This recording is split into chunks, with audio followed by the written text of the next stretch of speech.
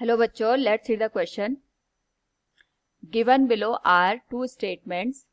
One is labeled as assertion A and other is labeled as reason R. Assertion A: a spherical body of radius 5 plus minus 0.1 mm having a particular density is falling through a liquid of constant density.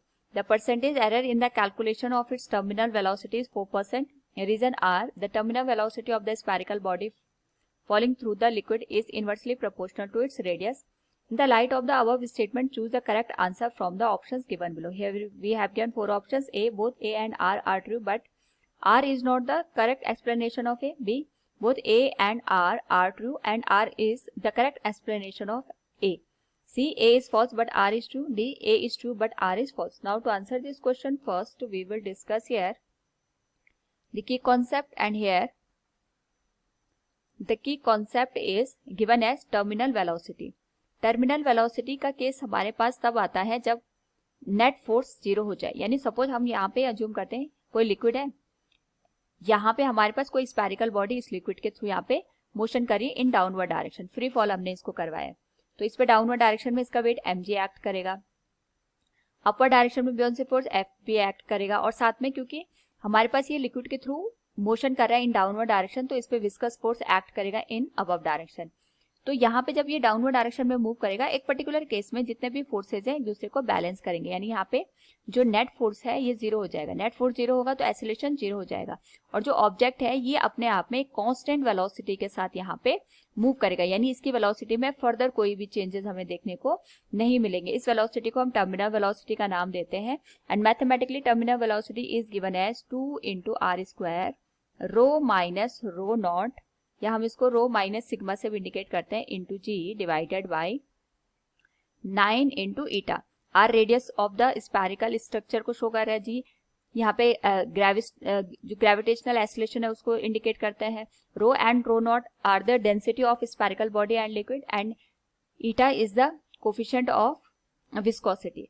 Now question में हमसे पूछा गया है a spherical body of radius 5 plus minus 0.1 mm having a particular density is falling through a liquid of constant density. The percentage error in the calculation of its terminal velocity. तो अगर हम observe करें यहाँ पे, क्योंकि हमारे पास question में जो रेडियस है उसमें वेरिएशन दे रखा है, उसी में हमारे पास यहाँ पे एरर आ रही 5 प्लस माइनस 0.1 की. बाकी जितने भी हमारे पास यहाँ पे वेरिएबल है, चाहे ईटा है, चाहे रो नॉट है, जी है, ये कांस्टेंट है. यानी हम यहाँ से एक कंक्लूजन निकाल सकते हैं, terminal velocity is directly proportional to r². और अगर हम टर्मिनल वेलोसिटी में यहाँ पे एरर फाइंड आउट करेंगे, that will be given as del VT divided by VT. Percentage error निकालें तो 100 से मल्टीप्लाई करेंगे. प्रोपोर्शनैलिटी का साइन हटा करके हम यहाँ पे कांस्टेंट के अज्यूम कर सकते हैं, जिसकी वैल्यू हम 1 कंसीडर कर सकते हैं इस पर्टिकुलर केस में, या फिर हम इसको एज इट इज रहने देते हैं इसको डायरेक्टली प्रोपोर्शन के केस में. तो हमारे पास आ जाएगा 2 × क्योंकि जो पावर होती है एरर निकालने के केस में वो हमारे पास मल्टीप्लाई हो जाती है, दैट विल बी गिवन है del R divided by R into 100. Now इस केस में अगर हम देखें तो हमारे पास यहाँ पे डेल आर का मतलब आ गया, रेडियस में जो एरर आ रही 0.1 mm की आ रही है, this will be given as 0.1. Original radius 5 mm के बराबर है and this will be multiplied with 100. तो हमारे पास यहाँ पे वैल्यू आ जाएगी del V divided by V T into 100.